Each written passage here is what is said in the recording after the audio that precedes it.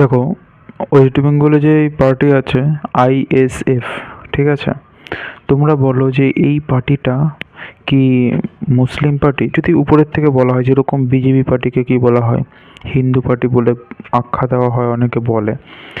এবার এবার তোমাদের মধ্যে মতবিরোধ থাকতে পারে। এবার তোমরা বলো আইএসএফ এটা কি মুসলিম পার্টি নয়?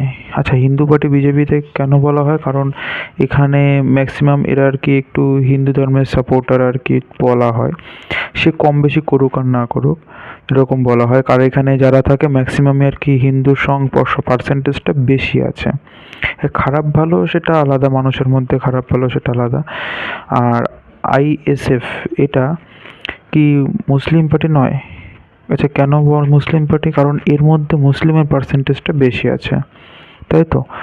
যেরকম কোনো একটা দেশ ইসলামিক দেশ কেন বলা হবে? কারণ সেই দেশে মুসলিম পপুলেশন বেশি থাকলে সেটা ইসলামিক দেশ।